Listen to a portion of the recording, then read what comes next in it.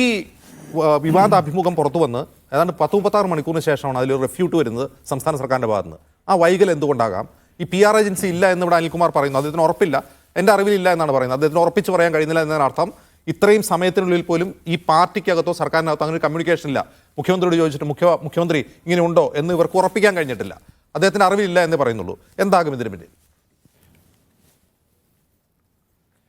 അജിംസെ, നമ്മൾ ഇതിൻ്റെ നാൾവഴികൾ മറക്കാൻ പാടില്ല. കേരളത്തിലെ ആഭ്യന്തര വകുപ്പിൽ RSSന്റെ സ്ലീപ്പർ സെല്ലുകൾ പ്രവർത്തിക്കുന്നുവെന്ന് ആനി രാജയും കേരളത്തിൻ്റെ പ്രതിപക്ഷ നേതാവ് VD സതീശനും അടക്കം പ്രതിപക്ഷവും ജനപക്ഷവും ഒക്കെ നിരവധി വട്ടം പറഞ്ഞ ആരോപണം പിന്നീട് അൻവർ എന്ന് പറഞ്ഞ പിണറായിനെ പിന്തുണയ്ക്കുന്ന MLA വിളിച്ചു പറയുന്നു.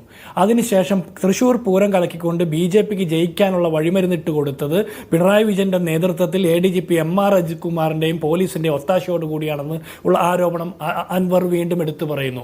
ഇങ്ങനെ നിരവധിയായിട്ടുള്ള ആരോപണങ്ങൾ അൻവർ പറയുമ്പോൾ അൻവർ മത തീവ്രവാദ ചാപ്പ കുത്തപ്പെടുന്നു. വർഷങ്ങൾക്ക് മുമ്പ് KR ഗൗരിയമ്മ ഇവരുടെ പാർട്ടിയിൽ നിൽക്കുമ്പോൾ ഇവർക്ക് വലിയ പലഹാരമായിരുന്നു, വേണ്ടപ്പെട്ട നേതാവായിരുന്നു, ഇവരുടെ തീപ്പൊരി നേതാവായിരുന്നു. അവരെ പുറത്താക്കിയപ്പോൾ അവർക്കില്ലാത്ത ചീത്തപ്പേരൊന്നുമില്ല. അതുപോലെ തന്നെ MV രാഘവൻ ഇവരുടെ പാർട്ടിയിൽ കലാപക്കൊടി ഉയർത്തി അദ്ദേഹത്തെ പുറത്താക്കിയപ്പോൾ അദ്ദേഹം കൊലയാളി രാഘവനാകുന്നു.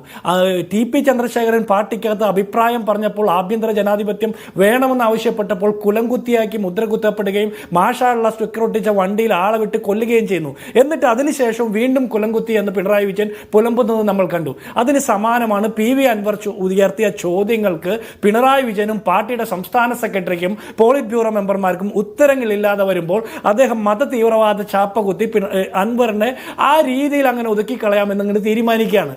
അത് ഇവരുടെ ഒരു സ്ഥിരം പൊളിറ്റിക്കൽ പരിപാടിയാണ്. ഞാൻ ചോദിക്കുന്നത്, അതിന് തുടർന്നാണ് പിണറായി വിജയൻ പറയുന്നത് അൻവർ ഈ സ്വർണ്ണക്കടത്തുകാരുടെയും കള്ളക്കടത്തുകാരുടെയും ആളാണെന്നുള്ള ഒരു ധ്വനി ഉണ്ടാക്കുന്ന രീതിയിൽ പത്രസമ്മേളനം നടത്തിക്കൊണ്ട് കടന്നു പോകുന്നു. അതിനുശേഷം പിന്നെ ഈ നിമിഷം വരെ നമ്മുടെ ചർച്ച എങ്ങനെയാ? മലപ്പുറം എന്നൊരു ജില്ല, അവിടെ കള്ളപ്പണം വരുന്നു, സ്വർണ്ണക്കടത്ത് നടക്കുന്നു, തീവ്രവാദത്തെ ഫണ്ടിങ് നടത്തുന്നു, കരിപ്പൂർ വിമാനത്താവളം കേന്ദ്രീകരിച്ചാണ് ഇതൊക്കെ നടക്കുന്നതെന്നുള്ള ഈ മുഴുവൻ നരേറ്റീവും സൃഷ്ടിക്കപ്പെടുന്നത് പിണറായി വിജയന്റെയും CPMന്റെ നേതാക്കന്മാരുടെ നാവുകളിൽ നിന്ന് തന്നെയാണ്.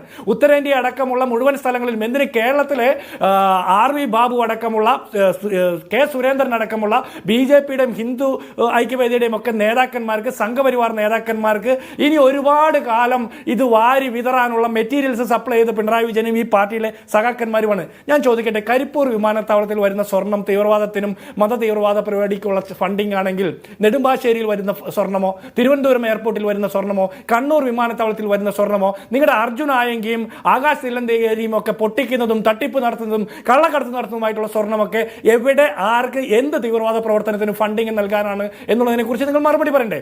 ഇനി പിണറായി വിജയനും ഈ പാർട്ടിയുടെ സഖാക്കന്മാർ ഇന്നലെ കേരളത്തിലെ മുഴുവൻ പത്രമാധ്യമങ്ങളിൽ പറഞ്ഞതുപോലെ, ഇന്നലത്തെ മുഴുവൻ ചാനൽ ചർച്ചകളിൽ വന്നിരുന്ന ഡിബേറ്റ് ചെയ്തതുപോലെ, ഇന്ന് മുഹമ്മദ് റിയാസും MP രാജേഷ് എന്ന് പറഞ്ഞ മന്ത്രിയും പിണറായി വിജയൻ ഏതൊക്കെ കാലഘട്ടത്തിൽ വലിയ പ്രശ്നത്തിൽപ്പെടുന്നു അന്നൊക്കെ വന്ന് ആപത് ബാന്ധവനായിട്ട് വന്നു വരുന്ന സഖാവ് AK ബാലനൊക്കെ പറഞ്ഞതുപോലെ ഈ പറഞ്ഞ സ്വർണം കടത്തിയത് തീവ്രവാദ ഫണ്ടിങ്ങിനാണെങ്കിൽ എത്ര കേസുകൾ സ്വർണ്ണക്കടത്തുമായി ബന്ധപ്പെട്ട്, കള്ളക്കടത്തുമായി ബന്ധപ്പെട്ട് നിങ്ങളെടുത്ത കേസുകളിൽ തീവ്രവാദ പ്രവർത്തനം അല്ലെങ്കിൽ മതരാഷ്ട്രവാദ പ്രവർത്തനവുമായി ബന്ധപ്പെട്ട് FIR രജിസ്റ്റർ ചെയ്തിട്ടുണ്ടെന്ന് ഈ ചർച്ചയിൽ പങ്കെടുക്കുന്ന അനിൽകുമാർ മറുപടി പറയണം.